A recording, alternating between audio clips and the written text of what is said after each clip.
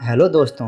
Movie की शुरुआत में हमें बताया जाता है कि ब्रह्मांड अनंत है। वहाँ बहुत सारे ग्रह हैं जहाँ जीवन की संभावनाएं हैं। हमें सोमालिया नाम के एक प्लेनेट को दिखाया जाता है जहाँ पर इंसानों का रहना संभव है। कैप्टन माइल्स अपनी पत्नी को कहता है कि हमें अपनी बेटी का इलाज करने के लिए मुझे 2 साल के लिए स्पेस मिशन पर जाना होगा। मुझे जो पैसा मिलेगा हम अपनी बेटी का इलाज कर सकेंगे। इसके बाद माइल्स अपनी बेटी जिसका नाम नेविन होता है उसके पास जाकर उसे कहता है कि मैं तुम्हारे लिए 2 साल स्पेस मिशन पर जा रहा हूँ। उसकी बेटी कहती है कि कोई बात नहीं, मैं आपका इंतज़ार करूँगी।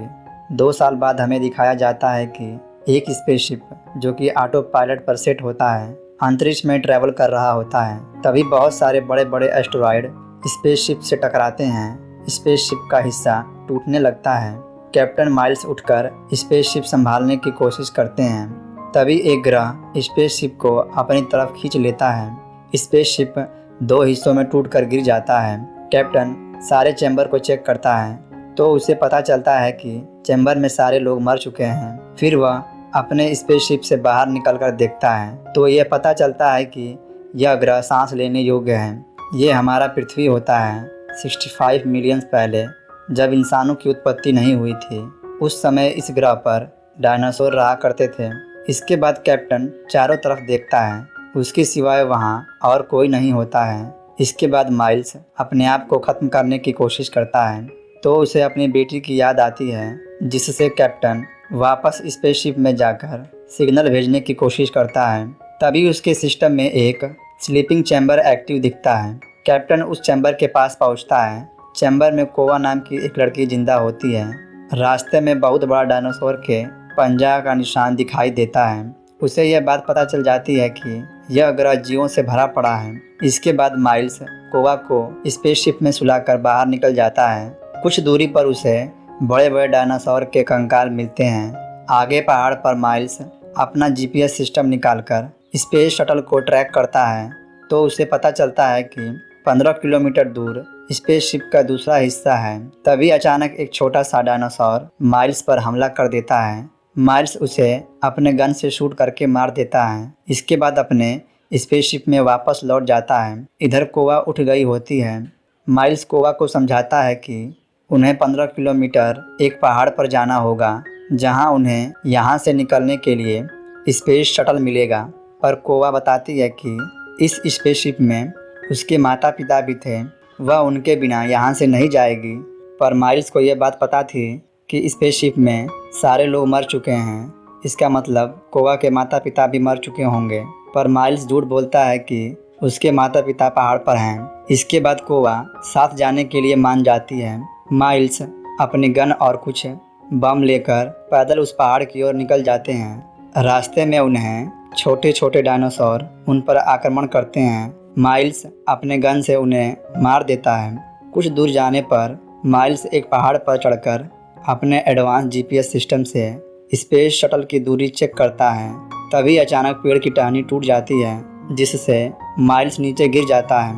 आवाज़ सुनकर बहुत सारे डायनासोर वहां आने लगते हैं। माइल्स अपने गन से उन्हें मारने लगता है। कोवा वहां से भागकर छिप जाती है पर वहां डायनासोर कोवा पर हमला कर देते हैं। माइल्स वहां आकर उन सबको मार देता है। माइल्स कोवा को लेकर आगे बढ़ता है। चलते चलते रात हो जाती है। माइल्स कोवा को लेकर गुफा में जाता है। गुफा में माइल्स अपने जीपीएस सिस्टम से चेक करता है तो उसे पता चलता है कि 12 घंटे में बहुत सारे एस्टेरॉयड पृथ्वी पर गिरने वाला है, जिससे पृथ्वी का काफ़ी हिस्सा खत्म हो जाएगा। कोवा माइल्स की बेटी की होलोग्राम वीडियो देखती है। माइल्स अपनी बेटी को बहुत मिस करता है। कुछ समय बाद एक डायनासोर उन पर हमला करता है। कोवा और माइल्स गुफा के अंदर चले जाते हैं। अंदर जाने पर रास्ता बंद होता है। माइल्स बम से गुफा को उड़ाकर रास्ता बनाता है।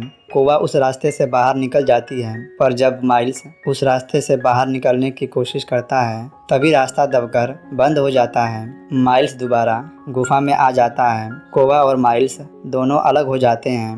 अचानक गुफा में एक डायनासोर माइल्स पर हमला कर देता है। माइल्स किसी तरह डायनासोर को मारकर गुफा से बाहर आ जाता है। बाहर निकलकर माइल्स देखता है कि एस्टेरॉयड जल्दी ही पृथ्वी पर गिरने वाला है। माइल्स कोवा को ढूंढने लगता है कि अचानक एक दलदल में फंस जाता है। माइल्स कोवा को जोर जोर से बुलाता है। कोवा मेन समय पर आकर उसे बचा लेती है। इसके बाद माइल्स कोवा को लेकर स्पेस शटल के पास पहुंच जाता है। अब रात भी हो चुकी थी। माइल्स यह देखकर खुश होता है कि स्पेस शटल बिल्कुल ठीक होता है। अब वो यहाँ से आसानी से निकल सकते हैं। पर कोवा अपने माता पिता को ढूंढने लगती है, जिसके बारे में माइल्स ने झूठ बोला था। माइल्स बताता है कि तुम्हारे माता पिता मर गए हैं। मैंने तुम्हें बचाने के लिए झूठ बोला था। तुम मेरी बेटी की याद दिलाती हो। मैं उसकी बीमारी के इलाज के लिए यहाँ आया था, पर वो अब मर चुकी है। मैं उसके संकट में उसके साथ नहीं था, पर मैं तुम्हारे साथ हूँ। मैं तुम्हें जरूर बचाऊंगा। यह सुनकर कोवा माइल्स की बात मान जाती है और उसके साथ जाने के लिए स्पेस शटल में बैठ जाती है।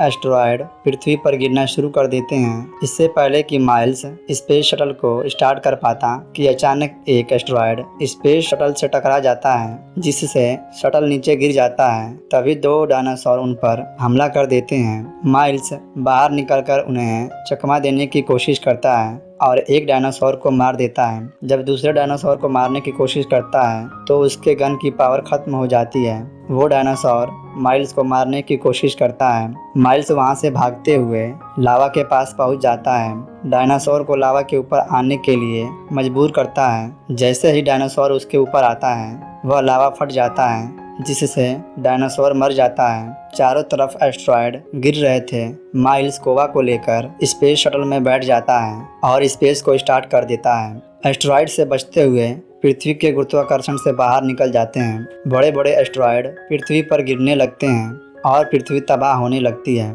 इधर माइल्स और कोवा दोनों सेफ होते हैं। माइल्स अपने घर सोमालिया ग्रह की लोकेशन डालता है और दोनों घर के लिए निकल जाते हैं और मूवी यहीं खत्म हो जाती है।